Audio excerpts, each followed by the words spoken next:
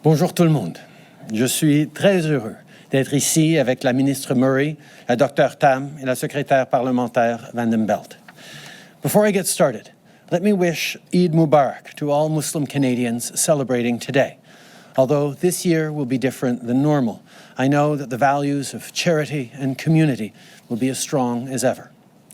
Today, I want to talk about where we are on a number of important items: the spread of the virus and new tools to address it, support for farm workers and small businesses, and finally, the future of the Canada Emergency Response Benefit. Let me start with the spread of the virus.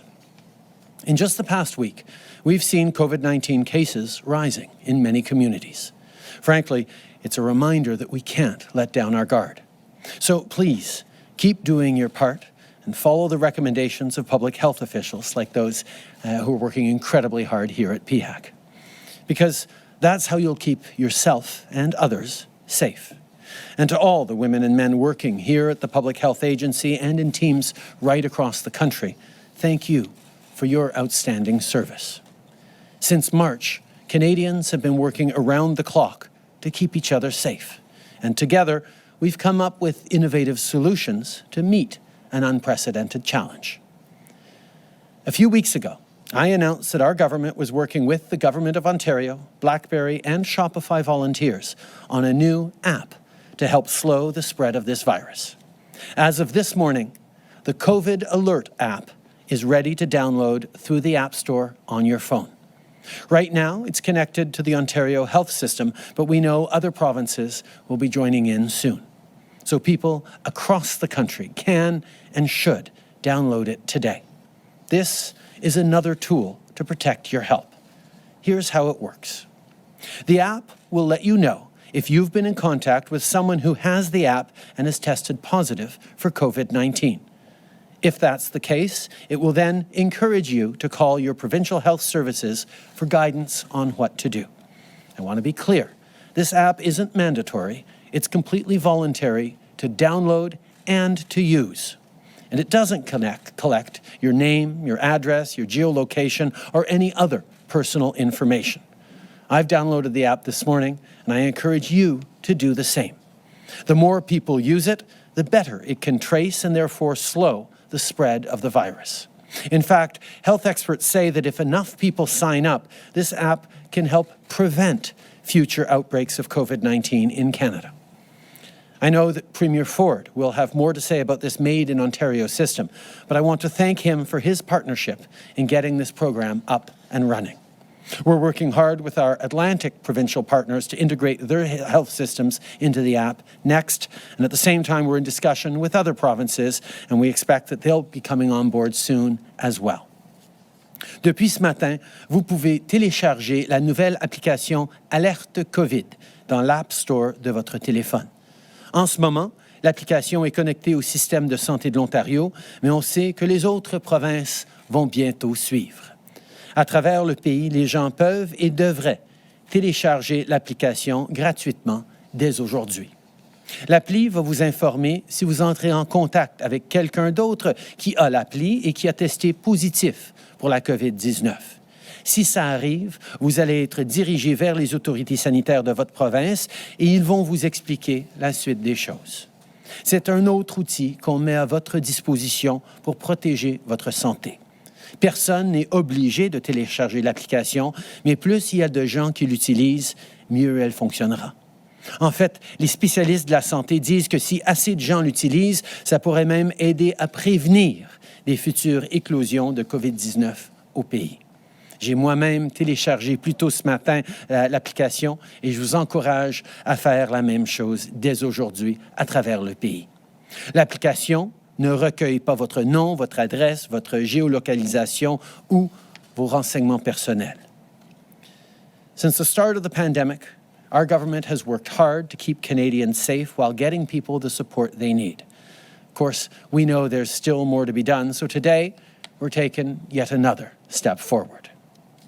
This morning, I can announce that our government is investing almost $59 million to protect the health and safety of migrant workers on Canadian farms. This will fund more farm inspections, provide emergency relief when needed, and improve the overall living conditions on farms. We also know that help is needed right now in many locations. Currently, thanks to the $100 million investment we announced in May, the Red Cross is helping the most at-risk workers in the Windsor-Essex region in particular.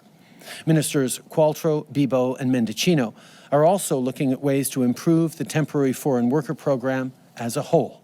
This includes measures like developing mandatory requirements for better living conditions for workers so that we can continue to support and protect the people who keep food on our plates. Que vous soyez étudiant ou que vous cherchiez une job à temps plein, il y a beaucoup d'opportunités en ce moment dans le secteur de l'agriculture et de l'agroalimentaire. Les gens qui travaillent dans ce domaine nourrissent nos familles et remplissent les étagères de nos épiceries.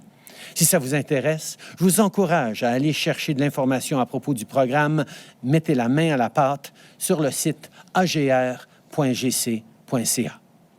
Je veux aussi parler un peu de ce qu'on fait pour soutenir les travailleurs et les entreprises dans l'ensemble de l'économie. Tout d'abord, on sait que pour de nombreuses entreprises, payer le loyer après des mois de perte de revenus, c'est pas évident. Au printemps, on a instauré l'aide d'urgence du Canada pour le loyer commercial qui permet de réduire de 75% le loyer des petites entreprises. Over 700,000 employees have benefited from the Canada Emergency Commercial Rent Assistance, people who've been able to keep their jobs because of the help businesses got through this program. And we know there are even more people still to reach. And that's why we are officially extending the Canada Emergency Commercial Rent Assistance Program for the month of August. Today, I also want to speak about what comes next for the millions of people who still rely on the Canada Emergency Response Benefit. In the weeks ahead, we'll have more details about what will come after the CERB. But to people who need this program, don't worry, no one will be left behind. Our goal is to transition everyone on the CERB to employment insurance, because EI should cover every Canadian who's looking for work. And for those who don't qualify for EI right now, like gig or contract workers, we will create a transitional parallel benefit that is similar to employment insurance. It will include access to training and being able to work more hours and earn more money while receiving the benefit. That's only appropriate as our economy reopens and brings back more jobs. There will also be a sickness and caregivers benefit for Canadians not covered at work if they get COVID-19 or if their kids or parents get it and they have to take care of them. We'll have more details to share before the end of August, but here's the bottom line. We intend to cover every Canadian who is looking for work with a better 21st century EI system. That is our goal. And of course, there will be no increase to EI premiums during this challenging time. Notre but, c'est de transférer tous ceux qui reçoivent encore la PCU au régime d'assurance-emploi. L'assurance-emploi devrait couvrir tous les Canadiens qui cherchent du travail. Et pour ceux qui n'y auront toujours pas accès, comme les travailleurs à contrat, on va créer une prestation de transition similaire à l'assurance-emploi. Cette prestation va notamment prévoir un accès à la formation et permettre aux gens de retourner au travail et de gagner plus d'argent tout en recevant des prestations. On va aussi créer un programme de prestations de maladie et de prestations pour proches aidants. Si vous ne pouvez pas travailler parce que vous êtes malade, si vous prenez soin de quelqu'un, on va encore être là pour vous. On va avoir plus de détails à partager dans les semaines à venir, mais voici ce qu'il faut retenir. On a l'intention de couvrir tous les Canadiens qui cherchent du travail grâce à un régime d'assurance-emploi amélioré et adapté au 21e siècle.